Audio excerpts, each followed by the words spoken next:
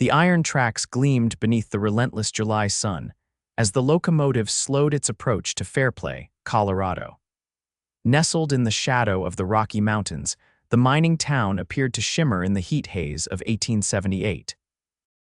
Inside the passenger car, Nora Graves clutched her weathered carpetbag with trembling fingers, her heartbeat matching the rhythmic clacking of the wheels against the rails.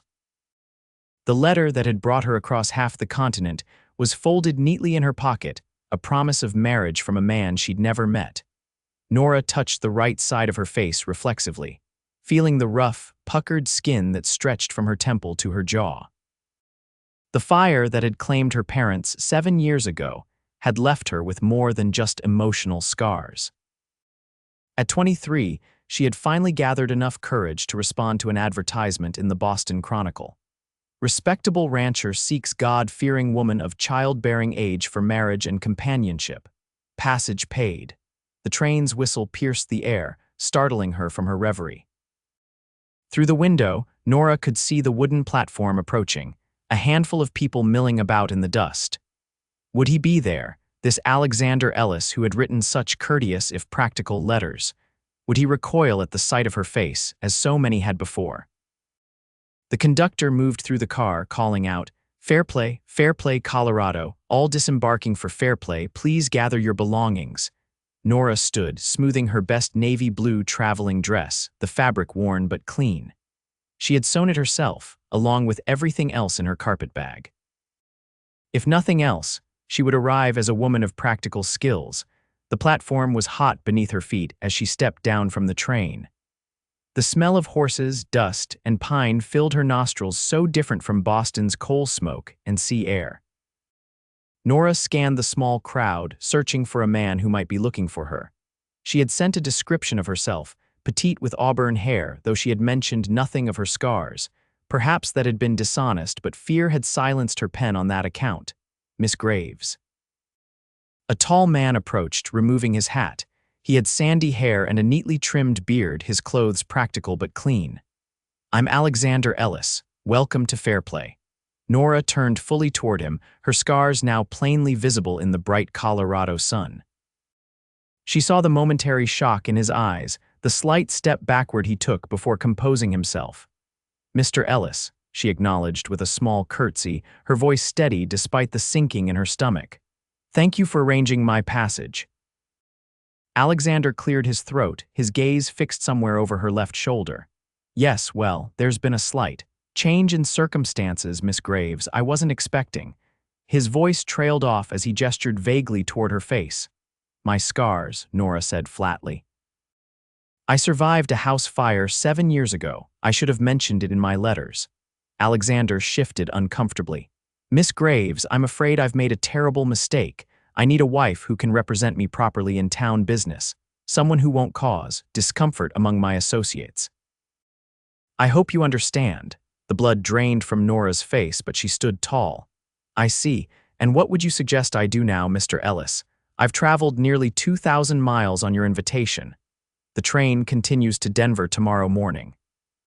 I'll pay for your passage and a night at the boarding house." He reached into his pocket, pulling out some bills. "I truly am sorry for the inconvenience." Before Nora could respond, a deep voice interrupted from behind her. "That's mighty generous of you, Ellis. Bringing a lady all this way just to send her packing without so much as supper." Nora turned to see a man leaning against a hitching post. Tall and broad-shouldered, with dark hair curling beneath a worn Stetson, he regarded Alexander with undisguised contempt. His face was tanned and weathered, with a thin scar cutting through his right eyebrow. Unlike Alexander's carefully maintained appearance, this stranger wore trailed dusty clothes and a gun belt that looked well used. "This doesn't concern you, Zavala," Alexander said stiffly. "Seems it does now," the stranger countered, pushing away from the post and approaching them. His eyes, a startling blue against his sun-darkened skin, met Nora's briefly before returning to Alexander. "You're really going to abandon this lady because of some scars?" "My arrangements with Miss Graves are private. Nothing's private in Fairplay," the man called Zavala interrupted. He turned to Nora, removing his hat. "Zeke Zavala, madam. I run the Double Z Ranch south of town." Nora Graves, she replied, fighting to keep her voice steady. And truly, this isn't necessary. Mr. Ellis has made his position clear. Zeke's eyes traveled over her face, lingering on her scars without flinching. Those scars tell me you survived something most wouldn't, Miss Graves. That's worth a damn sight more than a pretty face with nothing behind it. Alexander's face flushed red. Now see here, Zavala. No, you see here. Zeke cut him off, his voice calm but carrying an unmistakable edge. This lady came all the way from where you from, Miss Graves? Boston, she answered quietly. Boston, Zeke repeated, nodding. All the way from Boston because you promised her something. At least have the decency to see her settled properly before you break your word. Alexander's jaw tightened. I've offered to pay for her accommodation and return passage, and what's she supposed to do when she gets back to Boston? Start over with nothing, Zeke shook his head. That ain't right, Ellis, and you know it. A small crowd had begun to gather, watching the confrontation with undisguised interest. Nora felt her cheeks burn with humiliation.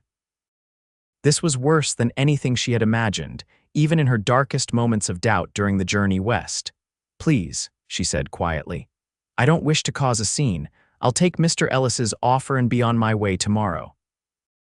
Zeke looked at her, really looked at her, and something in his gaze made her stand straighter. It wasn't pity she saw there, but something like respect. Miss Graves, he said, replacing his hat, I've got a proposition for you if you're willing to hear it. Alexander snorted. Really, Zavala? This is low, even for you. Zeke ignored him. My ranch needs help. Cooking, mending, keeping books. I can offer you honest work for fair pay until you decide what you want to do. No strings attached. Nora blinked in surprise. You don't know anything about me, Mr. Zavala. I know you're brave enough to travel across the country to start a new life. I know you survived whatever gave you those scars. That tells me enough for now. He glanced at Alexander. Unless you'd rather take Ellis's charity and hope for the best back east. Nora straightened her shoulders.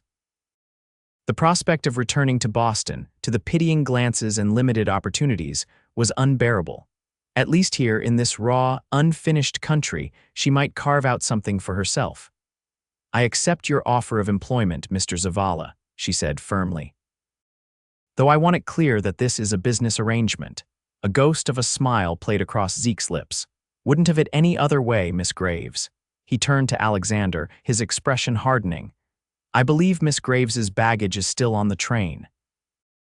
Alexander's mouth opened and closed like a fish before he nodded tightly. I'll arrange for it to be delivered to your ranch. See that you do, Zeke replied, then offered his arm to Nora. My wagon's this way if you're ready to go. Nora hesitated, then placed her hand lightly on his forearm. Thank you, Mr. Zavala.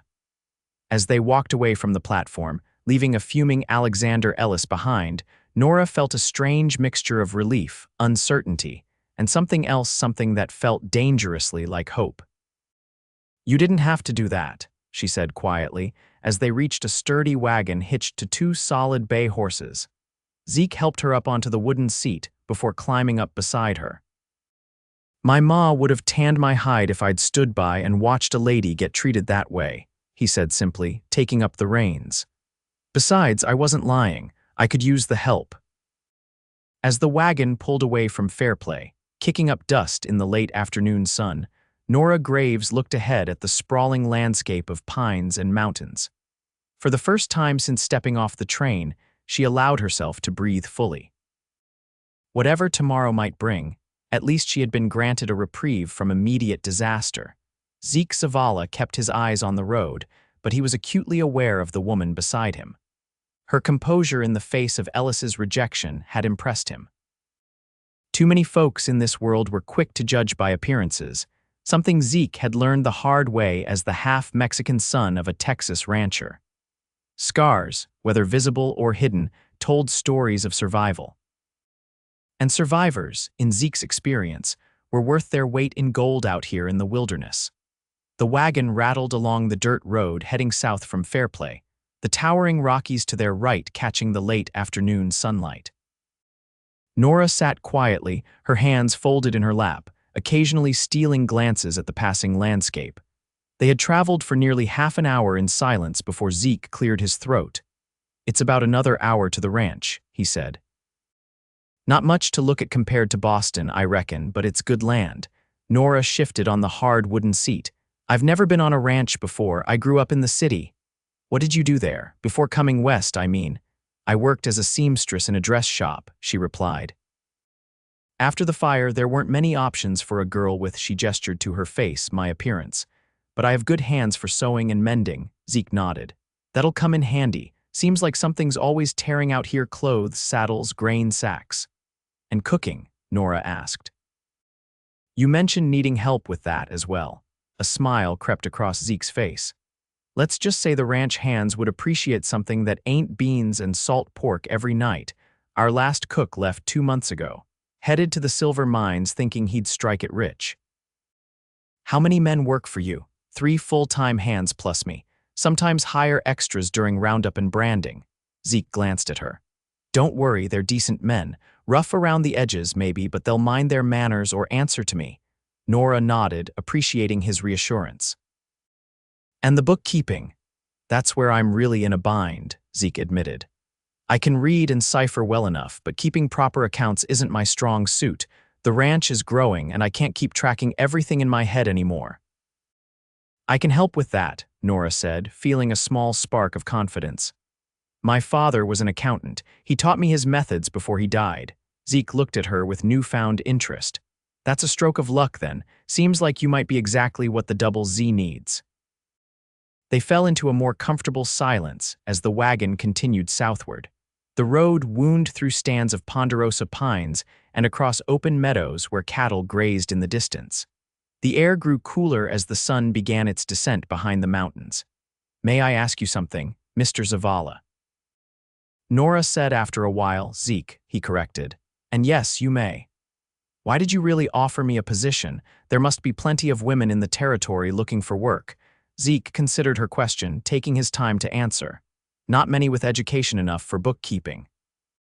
And I meant what I said back there about your scars showing you're a survivor. He paused. This country doesn't forgive weakness. It takes grit to make it out here. And you saw grit in me. There was a hint of skepticism in her voice. I saw a woman who crossed the continent alone to marry a stranger. That takes courage. And when that stranger showed his true colors, you didn't break down or beg. You held your ground. Zeke shrugged. Folks like that are worth taking a chance on. Nora absorbed his words, unsure how to respond. She wasn't accustomed to having her resilience acknowledged, let alone praised. In Boston, people had looked at her with pity or revulsion, but never respect. What about you? She asked, changing the subject. Have you always been in Colorado? No, madam, born in Texas. My father ran cattle there until he died 10 years ago. My mother was Mexican from a good family in Coahuila before she met my father. Pride tinged his voice when he spoke of his mother. She taught me to read and write in both English and Spanish, died when I was 16. I'm sorry, Nora said softly. It was a long time ago, Zeke replied, though something in his tone suggested the wound hadn't fully healed. Anyway, after they were gone, I drifted. Worked as a ranch hand, tried my hand at mining, even scouted for the army for a spell. Saved every penny until I could buy my own spread. Been building the double Z for 6 years now. The wagon crested a small rise and Zeke pulled the horses to a halt. There it is, he said, pointing ahead. Double Z Ranch.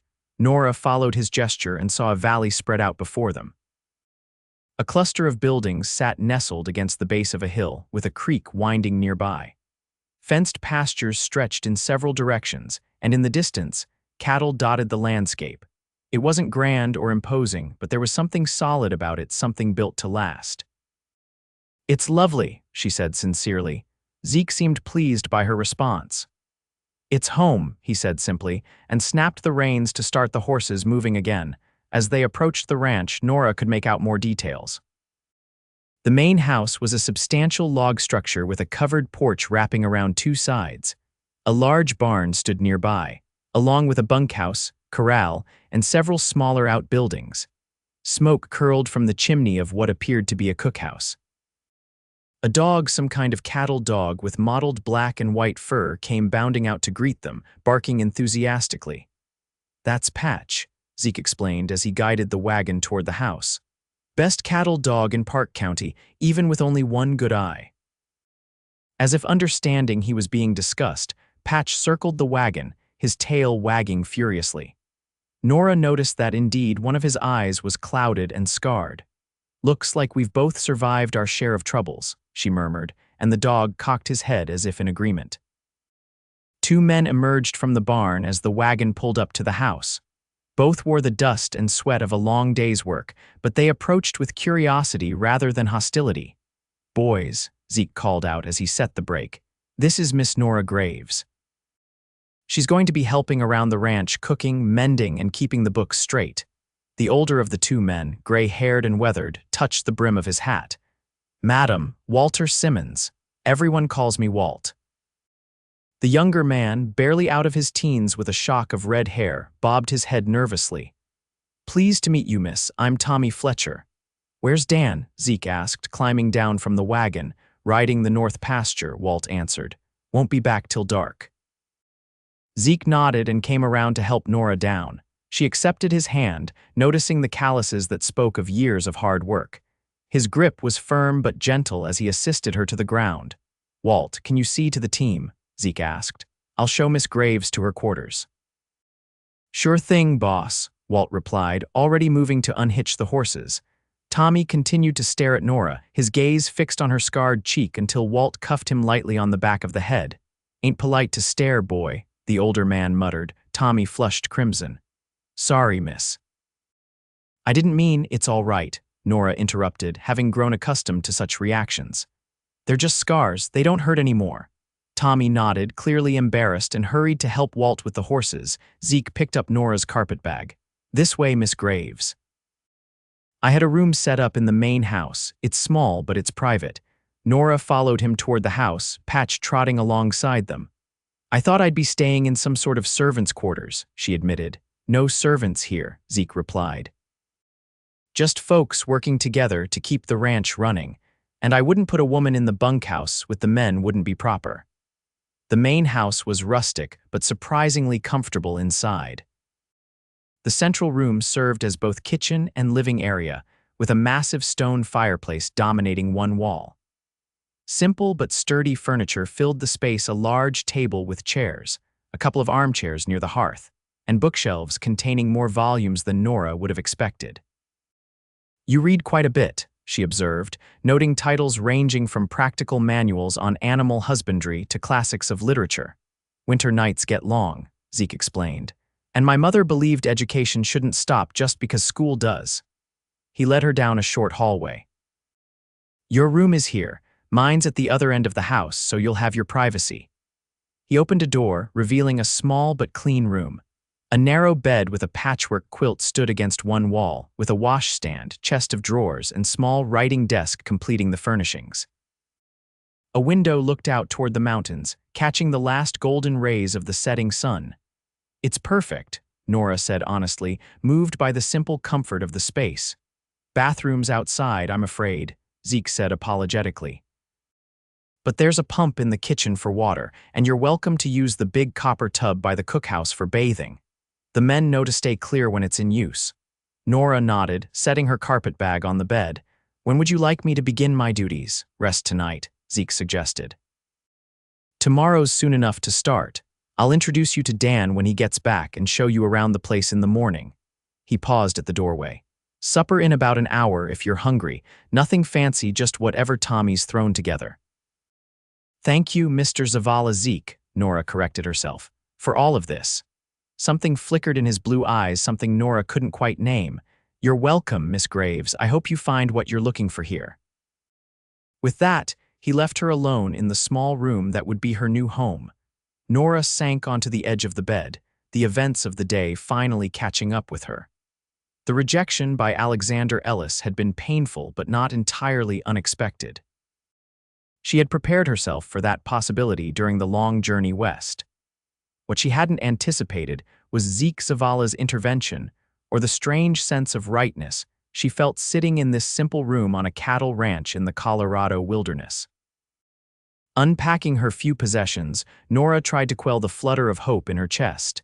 This was a job, nothing more. A chance to earn her keep while she figured out what to do next. The fact that Zeke Zavala had looked at her scarred face without flinching, had even seemed to see value in it, was merely a fortunate coincidence. Yet as she washed her face and hands in the basin, smoothed her hair, and changed into a fresh dress for supper, Nora couldn't help but feel that perhaps, just perhaps, fate had brought her to exactly where she needed to be. Supper that night was indeed simple salt pork, beans and biscuits that could have doubled as building material, but the company made up for the lackluster meal. Walt regaled them with tales of his days as a young wrangler in Wyoming, while Tommy peppered Nora with questions about Boston until Zeke gently suggested he let the lady eat in peace. Dan Wilcox, the third ranch hand, arrived as they were finishing. A taciturn man of middle years with a perpetual squint, he acknowledged Nora with a nod and little else before wolfing down his food and retreating to the bunkhouse. "Don't mind Dan," Walt told her as they cleared the dishes. "He ain't much for talk, but he's the best horseman I ever saw and loyal as they come." That night, lying in her new bed, listening to the unfamiliar sounds of the ranch, the distant lowing of cattle, the whisper of wind in the pines, the occasional howl of a coyote, Nora felt strangely at peace. For the first time in years, she had been seen as more than her scars. Whatever tomorrow might bring, she would face it with the same determination that had brought her this far. With the first light of dawn filtering through her window, Nora awoke to the sounds of the ranch already coming to life. Roosters crowed, men called to each other, and horses nickered in the corral. Quickly dressing in one of her simple work dresses, she twisted her auburn hair into a practical bun and made her way to the kitchen. To her surprise, Zeke was already there, coffee pot in hand. "Morning," he greeted her. "Thought you might want this before facing the day." He poured her a cup, the rich aroma filling the kitchen. "Thank you," she said, accepting it gratefully. "I'm eager to begin earning my keep." Zeke leaned against the counter, his own cup in hand. In the clear morning light, Nora noticed details she had missed yesterday, the tiny lines at the corners of his eyes that suggested he smiled more than he frowned, the streak of silver at his temple that belied his otherwise youthful appearance. "I figured we'd start with the cookhouse," he said. "The men will be working the south pasture today, so you'll have time to get your bearings without them underfoot." After a quick breakfast of leftover biscuits and coffee, Zeke gave her a tour of the ranch. The cookhouse was a separate building with a large cast iron stove, work tables, and shelves stocked with provisions. Adjacent to it was a storehouse filled with flour, sugar, coffee, dried beans, and other staples. "We butcher our own meat and grow some vegetables," Zeke explained as they walked through the garden plot behind the cookhouse. "Not much grows at this altitude, but we manage potatoes, carrots, onions. Town's not far if we need something special." They continued to the barn, where Zeke showed her the tack room full of saddles, bridles, and harnesses in various states of repair. "Any mending you can do here would be appreciated," he said. "Leather works different from cloth, but the principle's the same." Finally, he brought her to a small room off the main house that served as an office. A desk piled with papers, ledger books, and correspondence dominated the space. "This is where I need the most help," he admitted, gesturing to the chaos. "I've been meaning to organize it all, but—" Nora surveyed the room, already mentally sorting the piles into categories. "I can have this in order within a week," she assured him. "Do you have a system you prefer for bookkeeping?" Zeke laughed, a warm, rich sound that caught Nora by surprise. "My system has been shoving receipts in that drawer and hoping I remember what I spent where," he confessed. "I'd welcome any proper method you'd care to implement." The remainder of the morning was spent in the cookhouse, where Nora took inventory of supplies and planned meals for the coming week. By noon, she had bread rising by the stove and a pot of stew simmering that contained actual vegetables, a vast improvement over the previous night's fare. When the men returned for their midday meal, the transformation was evident in their reactions. "Lord have mercy," Walt exclaimed after his first spoonful. "Real food at last." Even taciturn Dan grunted his approval, returning for a second helping without prompting. Tommy was more effusive in his praise. "Miss Graves, this is better than my ma's cooking, and I never thought I'd say that about anyone's food." Nora felt her cheeks warm at their appreciation. It was a small thing, a simple stew and fresh bread, but their reaction made her feel truly useful for the first time in years. Zeke said little during the meal, but she caught him watching her several times, a thoughtful expression on his face. When the men had finished eating and returned to their work, he lingered in the cookhouse doorway. "You've made quite an impression," he observed. Nora smiled as she gathered the dirty dishes. "The way to a man's heart is through his stomach," my mother always said. "Is that what you're after, a man's heart?" The question was posed lightly, but something in Zeke's tone made Nora look up sharply. "I came west to marry, yes," she admitted. "But circumstances have changed. Now I'm just grateful for honest work and a roof over my head." Zeke nodded, seemingly satisfied with her answer. "Well, you've more than earned both today. Don't work yourself too hard, Miss Graves. There'll be plenty to do tomorrow." As the days passed, Nora settled into life at the Double Z.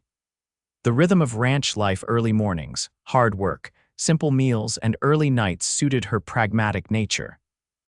She transformed the cookhouse into an efficient domain, mended everything from shirts to saddle blankets, and tackled the chaotic office with methodical determination. By the end of her second week, she had implemented a bookkeeping system that even Zeke could follow, organized his correspondence, and uncovered several discrepancies in bills from suppliers in town. "You're saving me money already," Zeke remarked one evening as they sat at the kitchen table, going over the accounts by lamplight. "That lumber merchant has been overcharging me for months." "It may have been an honest mistake," Nora suggested, always inclined to think the best of people. Zeke's mouth quirked in a half-smile. "You're more charitable than I am, Miss Graves." "Nora," she corrected him.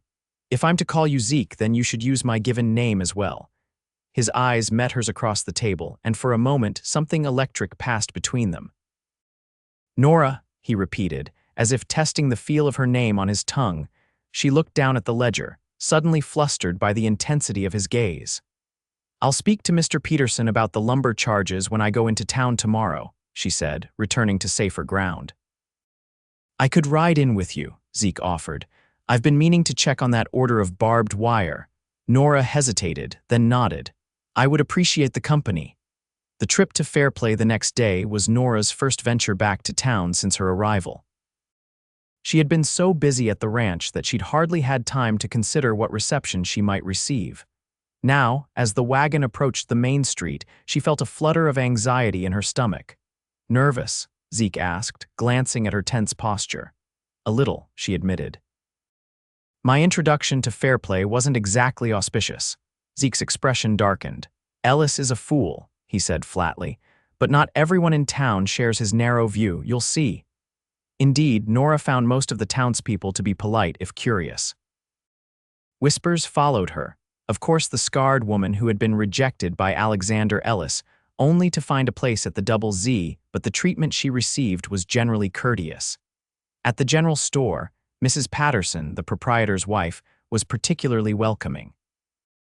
"We've heard good things about what you're doing at the Zavala ranch," the older woman confided as she helped Nora select fabric for new curtains. "That place has needed a woman's touch for years." "I'm just the cook and bookkeeper," Nora clarified, not wanting to give the wrong impression. "Mrs. Patterson gave her a knowing look. "For now, perhaps."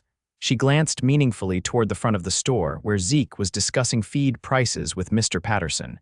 "He's a good man, that Zavala. Not everyone in these parts appreciates him properly, what with his Mexican blood, but those of us with sense know his worth." Nora felt her cheeks flush. "It's not like that between us." "If you say so, dear," Mrs. Patterson replied, clearly unconvinced. "But I've known Zeke Zavala for 6 years, and I've never seen him look at anyone the way he looks at you when he thinks no one's watching."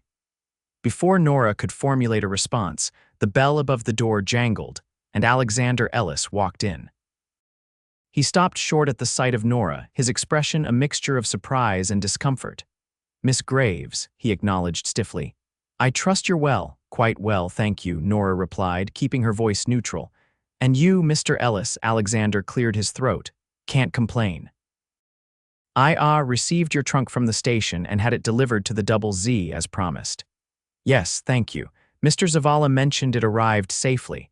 An awkward silence fell between them, broken only when Zeke approached, positioning himself subtly beside Nora.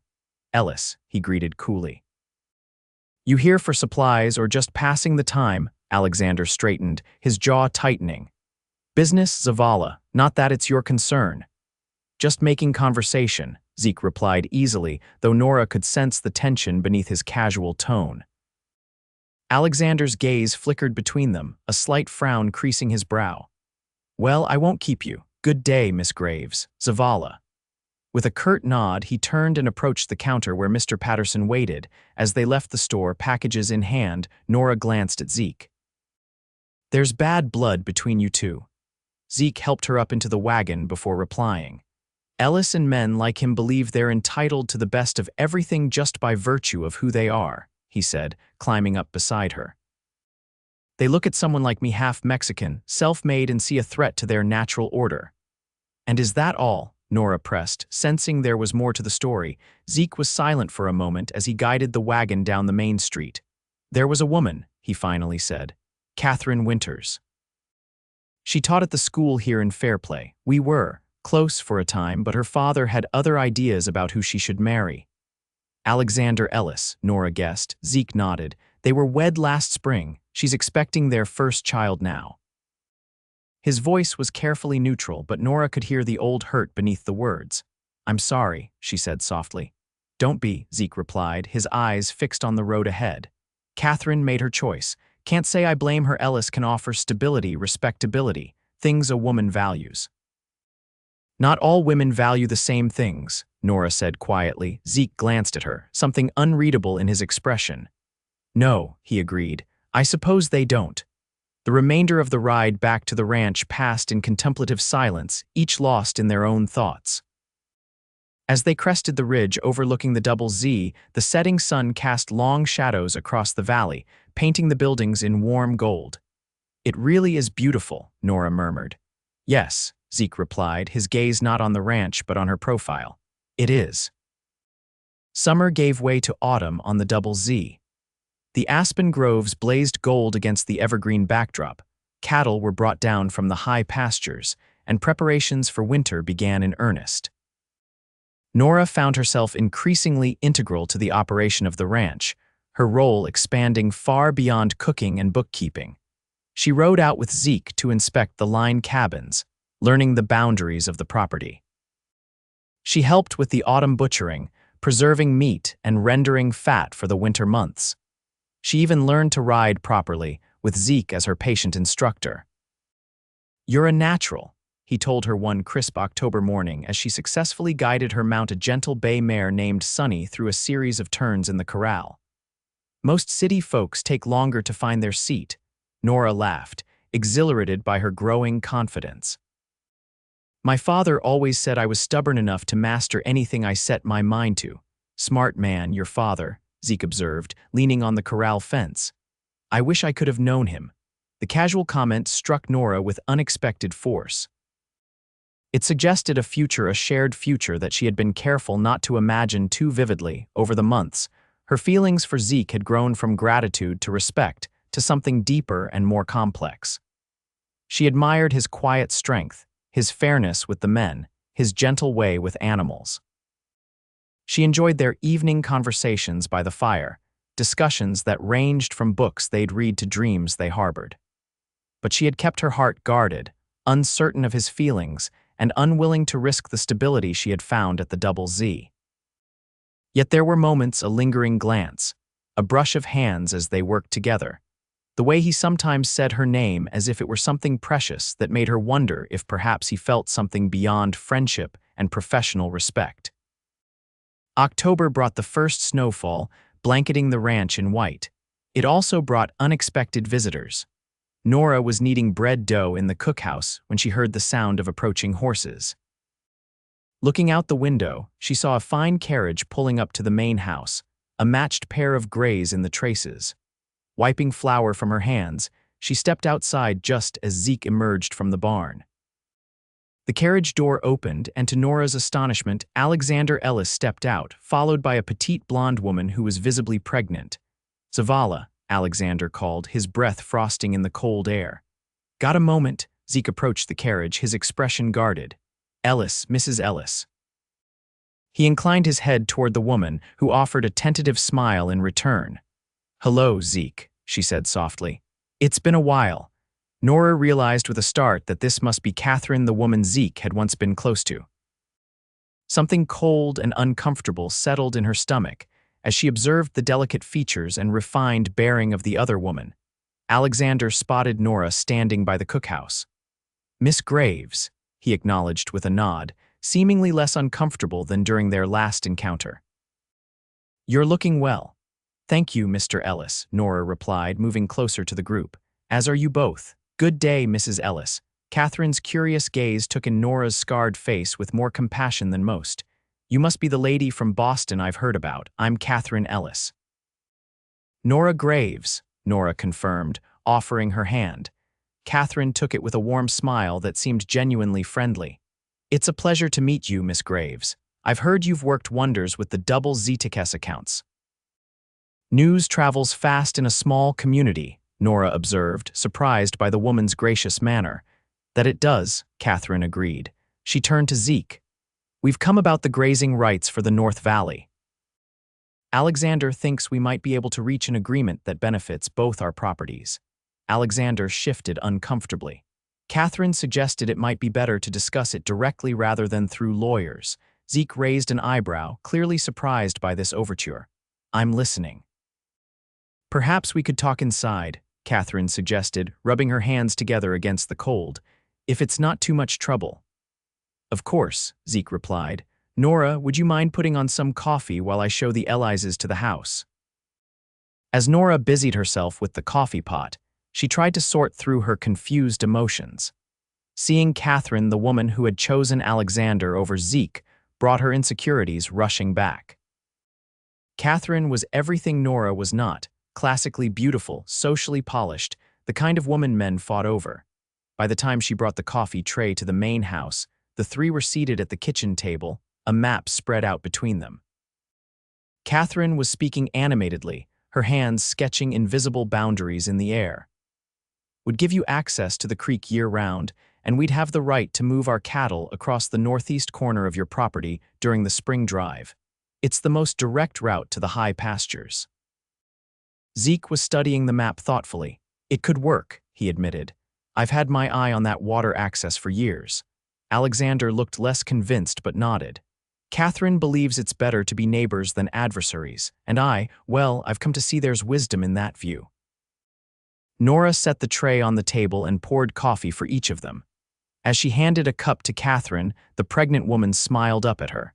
Thank you, Miss Graves. I've heard you're an excellent cook as well as an accountant. The Double Z is fortunate to have found you. I'm the fortunate one, Nora replied honestly. Mr. Zavala offered me a position when I had few options. Zeke has always had good instincts about people, Catherine said, her gaze softening as she glanced at him. Something in her tone, a warmth that suggested more than casual acquaintance, made Nora's heart sink. Perhaps Catherine regretted her choice. Perhaps now, seeing Zeke again. If you'll excuse me, Nora said abruptly, I have bread in the oven that needs attention. She retreated to the cookhouse, chiding herself for the jealousy that gnawed at her. What claim did she have on Zeke Zavala's heart? They were employer and employee, perhaps friends, but nothing more. If seeing Catherine awakened old feelings in him, that was his business, not hers. The afternoon stretched on as the three continued their discussion in the house.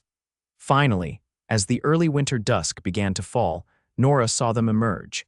Alexander helped Catherine into the carriage while Zeke stood nearby, his expression unreadable in the fading light. Just before the carriage pulled away, Catherine leaned out and said something to Zeke that made him laugh, a genuine laugh that Nora could hear even from the cookhouse. The sound pierced her like a physical pain. She turned back to her work, vigorously punching down the risen dough with more force than necessary.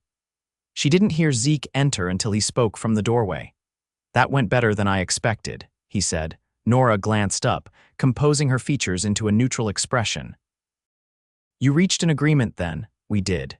Zeke approached, leaning against the work table. I get year-round water rights to Cottonwood Creek and they get an easement across my northeast section. Fair deal for both sides. That's good, Nora replied, returning her attention to the dough. Mrs. Ellis seems very capable. Catherine was always smart as a whip, Zeke agreed. Teaching school never really suited her. She's got a head for business that her husband is only now beginning to appreciate. Nora nodded, not trusting herself to speak further on the subject of Catherine Ellis's many virtues. Zeke watched her work for a moment, a slight frown creasing his brow. Is something wrong, Nora? You seem tense. Not at all, she said quickly. Just busy with supper preparations. Zeke's frown deepened. If you're worried about your position here, don't be. Nothing about this agreement changes the double ZTKS operations or your role in them. I wasn't worried, Nora assured him, though the reassurance did ease one of her concerns. Good, Zeke said. Because you've become indispensable to this ranch. He hesitated, then added more softly, and to me. Nora's hands stilled in the dough. Zeke, but whatever she might have said was interrupted by Walt bursting through the door. Boss, one of the pregnant heifers is down in the north pasture. Dan thinks it's birthing trouble. Zeke straightened immediately. Get my horse ready. Nora, can you fetch my medical kit from the barn, the one with the calving supplies? The crisis pushed all personal matters aside. For the next several hours, Zeke, Walt, and Dan worked to save the heifer and her calf, while Nora kept hot water and clean cloths ready. By midnight, a healthy bull calf was nursing from his exhausted mother, and the ranch hands had returned to the warmth of the bunkhouse. Zeke and Nora walked back to the main house together, both tired but satisfied with the outcome. You handled that well, Zeke commented as they stomped snow from their boots on the porch. Not many city women would have stayed so calm with all that blood and mess. Nora smiled wearily. I've learned a lot since coming to the Double Z. Inside, the house was warm from the banked fire. Zeke added a log, bringing the flames back to life, while Nora put on water for tea.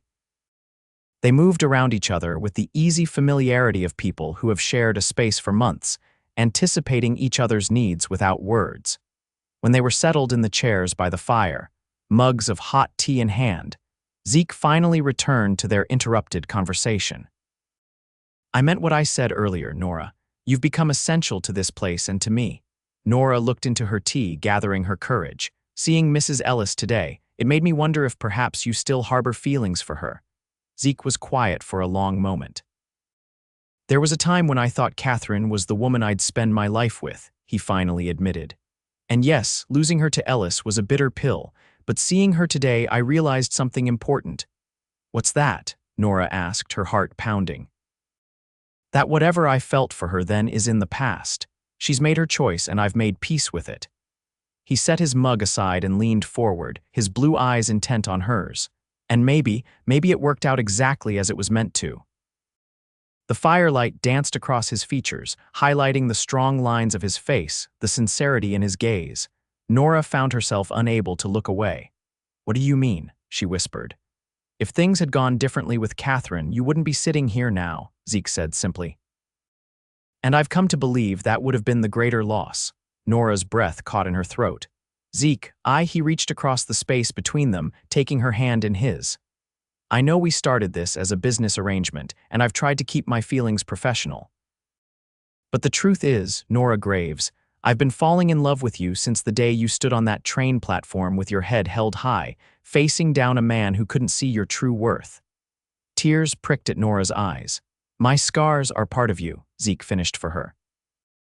They tell me you survived something that would have broken many. They tell me you're strong, resilient. They're beautiful to me because they're yours.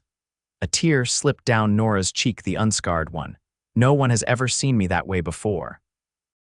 Then everyone else has been blind, Zeke said firmly. He lifted his free hand to her face, his thumb gently tracing the line where smooth skin met scar tissue. I see you, Nora, all of you, and I love what I see. Nora closed her eyes, leaning into his touch. I love you too, she whispered, the words she had been holding back for weeks finally breaking free. I've tried to remember my place here, but your place is wherever you want it to be, Zeke interrupted.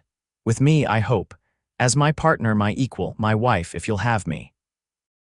Nora's eyes flew open. Are you asking? I am, Zeke confirmed, a smile spreading across his face. Not exactly how I plan to do it, but yes, "Nora Graves, will you marry me?" Joy, pure and overwhelming, burst through her chest. "Yes," she said without hesitation. "Yes, I will marry you, Zeke Zavala." He pulled her gently from her chair into his lap, cradling her face between his hands.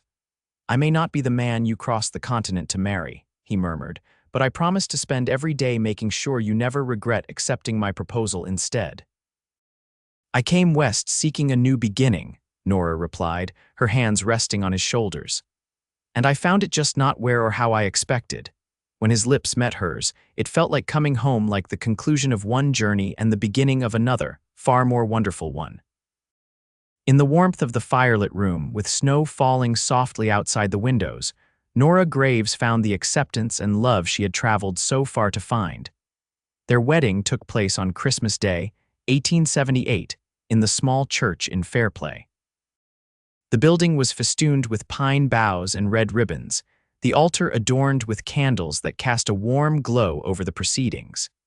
Snow had fallen the night before, transforming the town into a winter wonderland that matched the magic Nora felt in her heart. The entire community turned out for the occasion, the church packed to capacity. Even Alexander and Catherine Ellis were present, the latter now in the final month of her pregnancy and beaming with genuine happiness for the couple. Nora wore a dress of deep blue velvet, made by her own hands in the quiet evenings leading up to the wedding. She had considered a veil to hide her scars, but Zeke had gently discouraged the idea. "Don't hide who you are," he had told her. "Not on our wedding day, not ever." So she stood before the preacher with her scarred face visible to all, her auburn hair arranged in an elegant coiffure adorned with sprigs of holly. And when she looked into Zeke's eyes as they exchanged their vows, she saw nothing but love and pride reflected back. "I, Ezekiel James Zavala, take thee, Nora Elizabeth Graves, to be my lawfully wedded wife," he pronounced clearly, his voice carrying through the hushed church. "To have and to hold, from this day forward, for better or worse, for richer or poorer, in sickness and in health, to love and to cherish, till death do us part." Nora repeated the words with a steady voice, marveling at how thoroughly her life had transformed in the space of 6 months. From rejected mail-order bride to beloved wife, from homeless stranger to mistress of a thriving ranch, the journey seemed almost too miraculous to be real. Yet it was real as the gold band Zeke slipped onto her finger, as real as the kiss they shared when the preacher pronounced them man and wife, as real as the cheers that erupted from the congregation, led enthusiastically by Walt and Tommy, with even taciturn Dan joining in. The celebration continued at the Double Z, where tables had been set up in the barn, cleared of animals for the occasion. Lanterns hung from the rafters, casting a golden glow over the festivities. Musicians from town played lively tunes while people danced, ate, and toasted the new couple. "You look happy, Miss Graves, Mrs. Zavala, I should say," Catherine Ellis commented as they stood together watching the dancing. Her hand rested on her swollen belly, her face serene despite her obvious discomfort. "I am," Nora confirmed. "Happier than I ever thought possible." "He's a good man," Catherine said, following Zeke with her eyes as he swung a laughing child in a circle on the dance floor. "I'm glad he found someone worthy of him." Nora turned to the younger woman, surprised by the candor. "You don't regret your choice?" Catherine considered the question seriously before shaking her head. "No, Alexander and I suit each other in ways that Zeke and I never would have. We're building something good together," she smiled ruefully. "Though I admit, there are times I envy you the Double Z, it's a special place." "It is," Nora agreed, "though no place is the right one without the right person to share it with." Catherine nodded, her eyes finding her husband across the room. "Exactly so." The party continued well into the night, but eventually the guests departed, heading back to town or bedding down in the bunkhouse if the journey was too far in the winter dark. Finally, Nora and Zeke were alone, standing on the porch of the main house, their house now, truly and legally shared. "Happy, Mrs. Zavala?" Zeke asked, his arm around her waist as they gazed up at the star-filled sky. "Completely," Nora replied, leaning into his warmth. "And you, Mr. Zavala, more than I have words to express," he said simply, pressing a kiss to her temple, the scarred one. They retired to the main bedroom, Zeke's room, now expanded and refurbished for their shared life. As Nora stood before the mirror, unpinning her hair, Zeke came up behind her, his hands settling gently on her shoulders. "Do you ever think about how different things might have been if Ellis hadn't rejected you that day?" he asked, his eyes meeting hers in the reflection. Nora turned in his arms, facing him directly. "Sometimes. But then I remember that his rejection led me here to you, to this life. And I can only be grateful for it." Zeke traced the line of her scar with gentle fingers. "The day I saw you on that platform, I thought you were the bravest woman I'd ever met, standing there with your head high, facing a man who couldn't see past his own shallow notions of beauty." He smiled. "I think I started falling in love with you right then. And I with you," Nora admitted, though I was too proud to acknowledge it at the time. "We've both come a long way since then," Zeke observed, drawing her closer. "Yes," Nora agreed, rising on tiptoe to kiss him. "And we have so much further to go together." Spring came early to the high country in 1879. By March, the snow was receding from the valley, revealing tender green shoots beneath. The creek ran high with meltwater, the cattle grew sleek on fresh grass, and the double Z flourished under the combined stewardship of Zeke and Nora Zavala. They worked side by side, equal partners in all things. Zeke taught Nora the intricacies of cattle ranching, while she expanded the ranch's business operations, establishing contracts with merchants as far away as Denver. Together, they built something greater than either could have achieved alone. Catherine Ellis gave birth to a healthy son in January, named James after her father. The grazing agreement between the Ellis and Zavala properties proved beneficial to both parties, gradually easing the tension between the two men. Though they would never be close friends, they developed a mutual respect that served the community well. In late April, as the aspen trees budded and wildflowers began to carpet the meadows, Nora confirmed what she had suspected for several weeks. She was expecting a child of her own. Zeke's reaction to the news was everything she could have hoped for. He lifted her off her feet in a jubilant embrace, his face alight with wonder and joy. "A baby," he marveled, setting her gently back on her feet. "Our baby." "Due in November, according to my calculations," Nora said, her hands resting protectively over her still flat stomach. "Just in time for winter." "Perfect timing," Zeke declared. "We'll be snug in the house with our little one while the snow falls outside."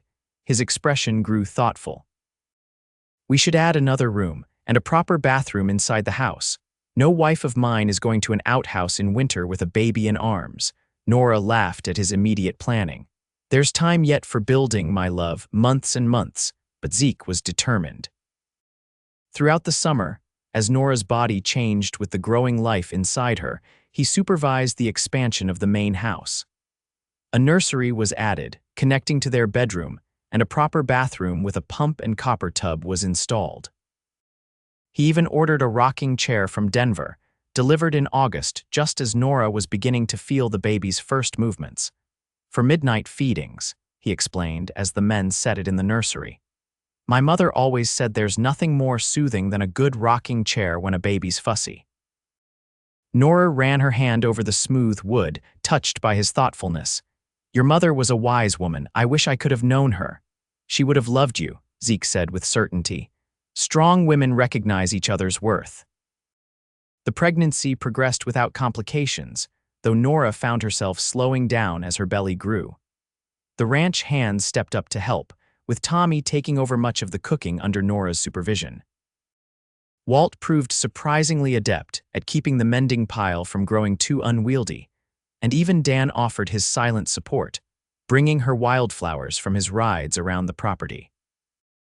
In late October, with the baby's arrival approaching, Catherine Ellis paid a visit, bringing baby James and a basket of practical gifts. "The nights are the hardest," she advised as they sat in the kitchen, watching James toddle unsteadily around the table. "Alexander has been wonderful, taking turns with me, but there's simply no preparing for the exhaustion of those first few months." "Zeke is determined to be a hands-on father," Nora said, smiling as she thought of his eager preparations. "He's already practicing his swaddling technique on one of the barn cats." Catherine laughed, the sound bright in the autumn afternoon. That I would pay to see, but he'll be good at it, I have no doubt. He has gentle hands for all his strength. The two women had developed an unlikely friendship over the months, their initial wariness giving way to genuine affection. Catherine had been one of the few people in Fairplay who had never stared at Nora's scars, never treated her as anything less than whole. "I wanted to ask you something," Nora said, her hand resting on her rounded belly. "If the baby is a girl, Zeke and I would like to name her Catherine, with your blessing, of course." Catherine's eyes widened in surprise, then filled with tears. "Truly, I would be honored beyond words." "You were kind to me when many weren't," Nora explained. "And without your intervention with the grazing rights, who knows if Zeke and I would have found our way to each other as we did." "I think you would have," Catherine said confidently. "Some things are simply meant to be." The baby arrived on the 1st of November, during a gentle snowfall that blanketed the valley in pristine white. After a labor that lasted through the night and into the following day, Nora gave birth to a son, a robust boy with a shock of dark hair and his father's blue eyes. "James Walter Zavala," Zeke announced to the anxious ranch hands who had been pacing the porch for hours. 8 pounds even and healthy as can be. The celebration that followed rivaled their wedding reception in enthusiasm, if not in size. Walt wept openly when told of the baby's middle name, while Tommy rode into town at a gallop to spread the news. In the quiet of their bedroom, Nora watched as Zeke held their son with reverent care, his calloused finger tracing the tiny features of the newborn's face. "He's perfect," Zeke whispered, awe evident in every syllable. "Absolutely perfect. He has your eyes," Nora observed, tired but radiantly happy. "And your determination," Zeke replied with a grin. "Did you hear him bellowing when Doc Williams first held him? That's your spirit right there." Nora laughed softly. "Poor Doc, I thought he might drop our son in surprise." "Never," Zeke assured her, returning the baby to her waiting arms. "Everyone in this county knows better than to cross a Zavala." As young James nursed, Zeke stretched out beside them on the bed, his arm protective around Nora's shoulders. "Thank you," he murmured against her hair.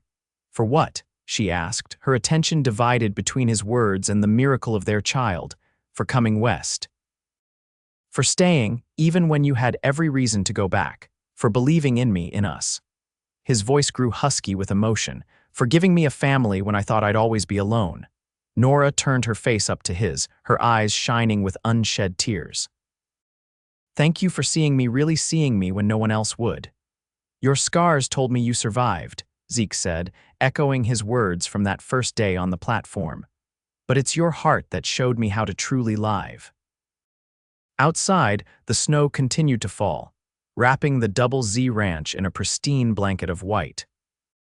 Inside, in the warmth of their home, Nora and Zeke Zavala held their newborn son and marveled at the journey that had brought them to this perfect moment, a journey that had begun with rejection, but had led to a love stronger and more enduring than either could have imagined. 5 years passed in the blink of an eye. The Double Z prospered, expanding its operations to include not just cattle, but also horses. Zeke had a keen eye for good breeding stock, and their reputation spread throughout Colorado and beyond. Young James grew into a sturdy, curious boy with his father's adventurous spirit and his mother's quiet determination. And in the spring of 1882, he was joined by a sister, Eleanor Rose, who arrived with a full head of auburn hair and lungs that could be heard clear to the bunkhouse. The main house had expanded again to accommodate the growing family. A second story now rose above the original structure, providing bedrooms for the children and a private study for Nora, who had taken to writing stories in the evenings, tales of brave women and honorable men in the wilderness of the West. To her surprise, a Denver publisher had expressed interest in her work, and her first collection of stories was slated for publication in the coming year. Fairplay had grown as well, the silver and gold mines bringing prosperity to the region. Alexander Ellis had been elected mayor the previous year, with Catherine serving as the head of the school board. Their son James was now joined by twin sisters, Mary and Martha, making for a lively household at the Ellis Ranch. The former rivals had become, if not close friends, then respected colleagues in the community. Alexander had even approached Zeke about a joint venture to bring the railroad spur closer to their properties, a project that promised to increase the value of both their operations substantially. On a warm June afternoon in 1884, the Zavala family gathered on their front porch, watching as a wagon approached from the direction of town.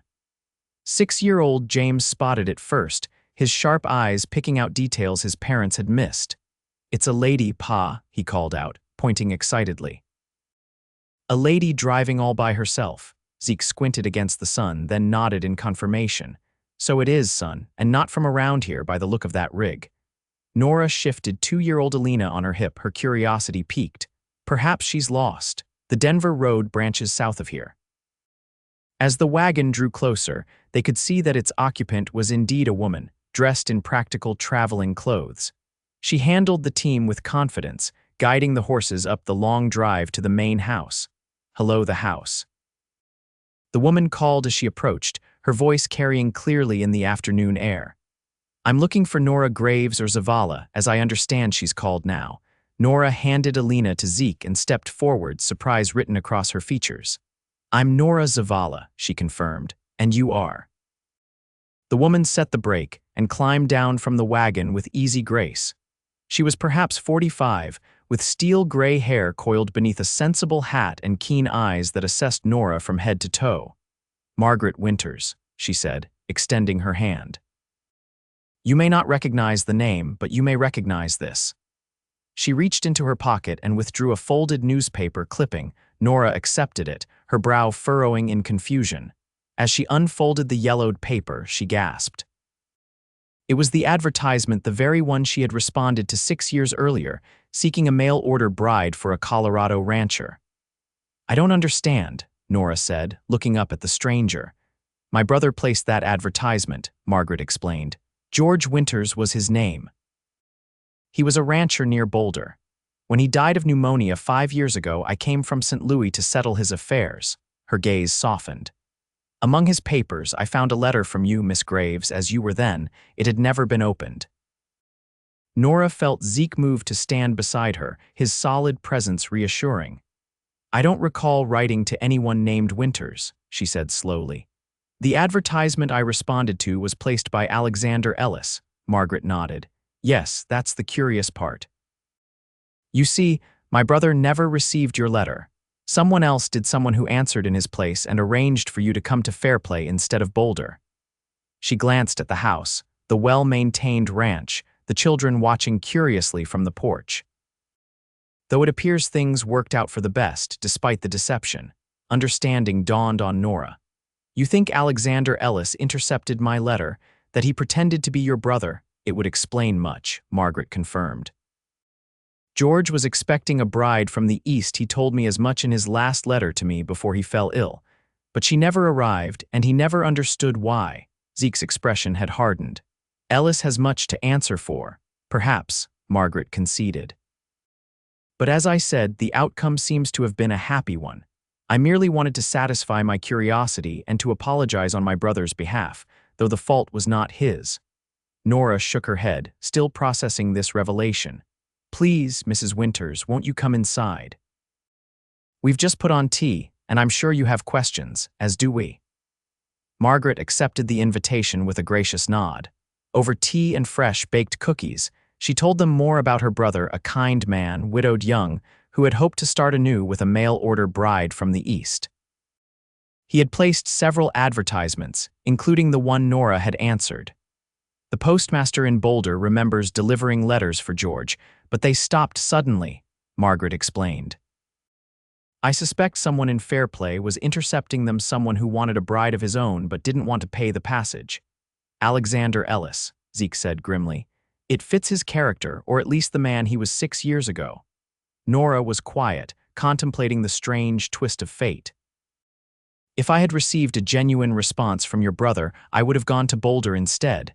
I never would have met Zeke, never would have had our children, never would have built this life." "God works in mysterious ways," Margaret observed. "Sometimes what seems like a cruel deception leads to unexpected blessings." After Margaret departed, promising to visit again when her travels brought her to Fairplay, Nora and Zeke stood together on the porch, watching the wagon disappear down the long drive. "Are you upset?" Zeke asked, his arm around her waist. About Ellis's deception, Nora considered the question carefully before shaking her head. "How can I be? If he hadn't intercepted that letter, if he hadn't rejected me for my scars, if you hadn't been there that day." She turned to face him, her hands resting on his chest. "Every step of that journey, even the painful ones, brought me here. To you, to our children, to this life we've built together." Zeke's eyes, still as blue and clear as the day they had met, searched hers. "No regrets then, not a single one," Nora replied firmly. "Though I do think we should pay a visit to Mayor Ellis tomorrow. I'd like to see his face when we tell him what we know." Zeke laughed, the sound echoing across the yard where their children played in the late afternoon sunshine. "That's my Nora, always ready to face things head on." "I learned from the best," she said, rising on tiptoe to kiss him. "A very wise cowboy once told me that my scars showed I was a survivor. He taught me that the marks life leaves on us, visible or hidden, are nothing to be ashamed of." "Sounds like a smart fellow," Zeke murmured against her lips. "The smartest," Nora agreed. "And I thank God every day that he saw something in me worth fighting for." As the sun began to set behind the mountains, casting long shadows across the valley, Nora Zavala looked out at the empire she and Zeke had built together. From rejection had come acceptance, from loneliness, family, from uncertainty, purpose. The scars that had once defined her in the eyes of others were now merely one chapter in a much larger, richer story, a story of love found in the most unexpected of circumstances. And as Zeke gathered her close, as their children's laughter rang out across the Double Z Ranch, Nora knew with absolute certainty that she had found her true home not in a place, but in the heart of a man who had looked past her scars to see the survivor within.